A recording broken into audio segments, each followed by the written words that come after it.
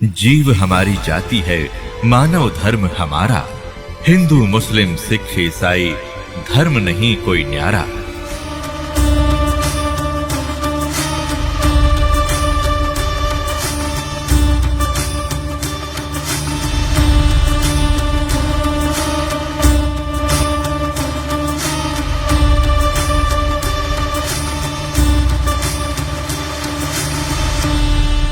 शब्द संदेशा कहते हूँ भिन्न भिन्न भेद विचारे, इसको माया जाड़ियों ये 9-10वां अवतार।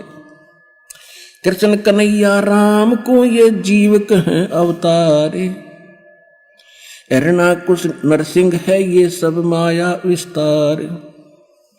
वो तो अचल अनूप है नूरी दे शरीरे, ये करता हो उतरे ये माया के रघुवीर।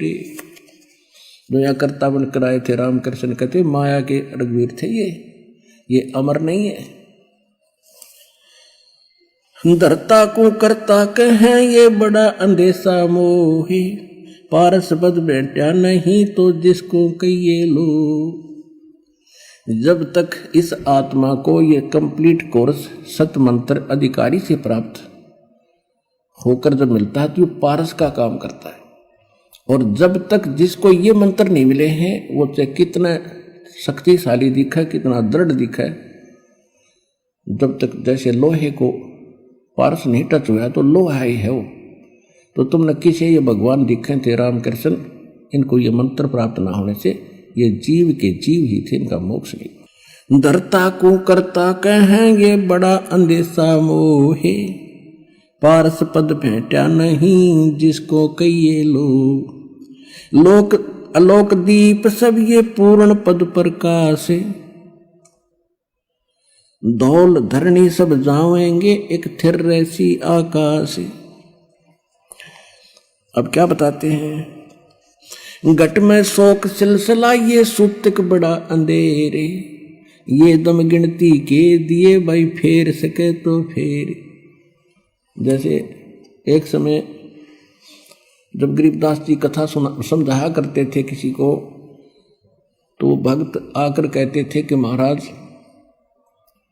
100 टेंशन शरीर में दिन मन में रहती है, लड़की का विवाह करना है, वर्षा हुई नहीं, कुछ साधन हो नहीं रहा, बता कैसे भजन बनेगा। तो परमात्मा का दास जी कहा करते भक्ति करोगे तो सारे काम होंगे। कहने लगे जी देखेंगे भक्ति फिर बात बनेगी। अब कहने का भाव ये है कि तुलसीदास जी कहते हैं तुलसी पिछले पाप से हरि चर्चा ना भावे, और जैसे जबर के बेगते भाई भूख विदा हो जाए। किसी व्यक्ति को बुखार हो गया, वो मलेरिया, तो उसको रोटी जो प्रतिदिन खाया करता था, स्वादिष्ट भोजन भी कड़वा लगा, जीभ पर नहीं रखा जाता। काजू किशमिश और संतरे सेब ये भी कड़वे लगते हैं। अब वो वस्तु पदार्थ कड़वे नहीं है, कड़वे उसके शरीर बुखार ने यानी जवर ने, टेम्परेचर ने उसके बॉडी की व्यवस्था बिगाड़ दी, जिससे उसने मीठी वस्तु भी कड़वी लग रही है। इसी प्रकार जिन प्राणियों के ऊपर पाप कर्म का घना दबाव होता है, ये राम नाम के मनुखा दाख और सेब संतरे, यह तो घनी अच्छी चीज है, लेकिन उसको अच्छी नहीं लग रही, कत्ती स्वादिष्ट नहीं लगती, रुचि नहीं बनती। रागनी सुन लेगा, गाने सुन लेगा, कि तो नाच देख लेगा, कूदा उछल कर लेगा, राम नाम की कह देने फिर देखूंगा। तो उसका कारण यह है कि उसके पाप कर्मों ने इतना डिस्टर्ब कर रखा है उसकी आत्मा को कि उसको अच्छा ही नहीं लगता। ऐसी कड़वी लगती है परमात्मा की वाणी जैसे उस रोगी को लगती है। उसका ट्रीटमेंट क्या है, कुनीन खानी पड़ेगी, कड़वी कड़वी फांकी मारनी पड़ेगी, ना चाहते हुए खानी पड़ेगी। और जब छुटकारा न मौत है तो वो रोगी फिर नाच दी खाता है कुनीन, और फिर स्वस्थ हो जाता जब देखा उसकी दशा। ऐसी भूख लगती है उसको कि सूखी रोटी हो ना, सब्जी ना हो घर पर, घर वाले के सब्जी बन जाए 10 मिनट डट जाए ना, सूखी दे दे। अब लगी भूख के जबकि, और जब सब कुछ स्वादिष्ट बना कर दे रहे थे वो भी नहीं सुहा रहा था। तो इस प्रकार कहते हैं कि जिस व्यक्ति को परमात्मा समझाने की, गरीबदास जी समझाने की चेष्टा किया करते थे, तो वो यूं कहा करता, जी बहुत काम है, फलाना काम है, ये करना है, वो करना है। अब कैसे कोई टेंशन हो जाती है। मंत्र भी ले लेते थे, भजन नहीं कर पाते थे, ये बहाने बनाते थे। अब जैसे एक समय एक दरोगा जी SHO पुराने समय में घोड़ी पे बैठकर किसी दूसरे गांव में जा रहा था किसी काम बस। जून का महीना, हरियाणा क्षेत्र, उसमें रहट होते थे, कुआ बैलों से चलते थे और एक पुली का बाल्टी बांध जोड़ दिया करते सैकड़ों। वो नीचे से कुएं से जल जाती थी और बाल्टी बाहर आकर के और नाली में वो खाली होती थी, खाली नीचे चली जाती, उसको रहट बोला करते। और वो बैलों से चलाया जाता था। तो जो वो कोल्लू बनाया जाता था वो भी चर चर करे, उसका लंबा एक पार्ट होया करे, लंबी लठ वो भी चर चर करे। और वो जब वो रहट चालो वो पत्ती वो बाल्टी भी चर चर खड़ खड़ करे। वो घोड़ी पर बैठा आ रहा था, दोनों को प्यास गजब की लग रही थी। अब दरोगा जी ने सोचा कि सामने पानी चल रहा है, पानी पिएंगे, घोड़ी को पिलाऊंगा। वहां निकट आया और वो घोड़ी में एक समस्या थी कि वो इस आवाज से बेदकगी, फड़कगी। वो निकट आई और एकदम भाग के दूर खड़ी होगी। तो दरोगा जी ने कहा कि किसान, ये चोंचों को बंद कर दे भाई, मेरी घोड़ी डर रहा है। उसने वह बैल रोक दिए, वह चोंचों बंद होगी। जब तक वो घोड़ी लेकर निकट आए इतना पानी चला गया खेत में, वह खाली नाली थी, रेतीला जमीन थी और साथ पीगी। तो दरोगा ने कहा भी पानी निकाल। उसने फिर शुरू कर दिया और वो सारा चुर चुर हुई, घोड़ी फिर भागी। उसने कहा रे इस चोंचों ना बंद कर, वो फिर रोक दिए बैल। निकट आया, उसने फिर कहा पानी निकाल, वो फिर चला दिया, फिर भागी। तो किसान बोला, दरोगा जी इस चोंचों में पी लो ना तो दोनों मरोगे, ये चोंचों बिना पानी निकले ना तो दोनों मरोगे ना। तो इसने अपनी प्या किसी तरह लठ लुठ मार गए।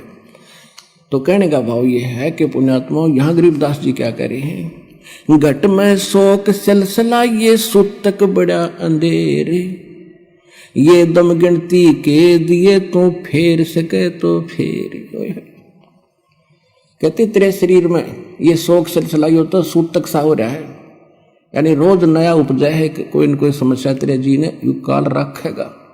और ये गिनती के सांस है भाई, इस चू चू में मैं करा जाता हो तो इससे हम कर ले। गरीब घट में शोक सिलसिला ये सूतक बड़ा अंधेरे, ये दम गिनती के दिए तो फेर सके तो फेर।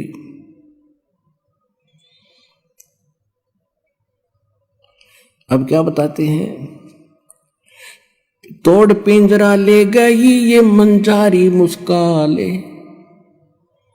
कहते बाका पर्दा महल का कोई न जाने भेवे, और बिन सतगुर क्यों पाई ये वो अटक रहा सुखदेव। तोड़ पिंजरा ले गई ये मंजारी मुस्काले, कृष्ण कन्हैया पर चली वो बाली झिमर की बाले। ओए होए। अब क्या समझा रहे हैं कि जैसे भाई ये काल ऐसा जालिम है, जैसे चूहे को बिल्ली पकड़ ले जाती है अचानक, और वो भी मस्त होता है अपने परिवार में, और कहती इस काल ने तुम्हारे भगवान के ऊपर, कृष्ण कन्हैया पर चली वो बाली झिमर की भाल। वो तीर मारा उसने, उसकी वो भी नहीं सोच रहा था, राजा था वो कौन सा मरना चाहा था, और उसकी मौत होगी। फिर क्या बताते हैं, बाके पर्दे हम गए भाई सतगुर के उपदेश, शिव ब्रह्मा विष्णु रटत हैं वह पार न पावे शेष। जहां मैं गया हूं वहां पर ना तेरा ब्रह्मा जा सकता, ना विष्णु ना शिव, और ये शेष नाग को भी तुम कहते हो बड़ा वजन करता है। देखो वजन उस सत्य मंत्र का हो तो बात बने। अब जैसे बबूल का बीज बो दिया किक्कर का, और बो दिया आम का, जान के किसी ने मिसगाइड कर दिया, बोला जिसने ना देखा था आम कि ये आम का बीज है, इसको बो, और सेवा की विधि सारी से सही बता दी। ऐसे रक्षा करना, जल डालते रहना, ये अंकुर होगा, फिर बड़ा होगा, फल लगेंगे। अब जैसे ही सतनाम और सारनाम इस कंप्लीट कोर्स के अतिरिक्त जितने भी भगत श्रद्धालु जिस संतों पंथों में हैं, वो सभी मोक्ष और भगवान प्राप्ति के लिए प्रयत्नशील हैं और उनसे दीक्षा ले रखी है। तो सभी ने वो मोक्ष मार्ग का मंत्र दे बबूला लगेंगे। तो कहने का भाव ये है कि जहां सत मंत्र नहीं है वो बबूल बीज के और आम की आशा में अपना जीवन नाश करे। और वो आम का बीज सतलोक आश्रम बरवाला जिला हिसार के अंदर।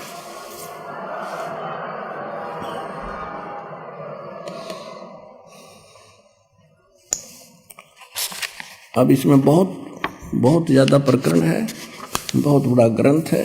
समय आने पर आपको धीरे धीरे सभी सुनाएंगे।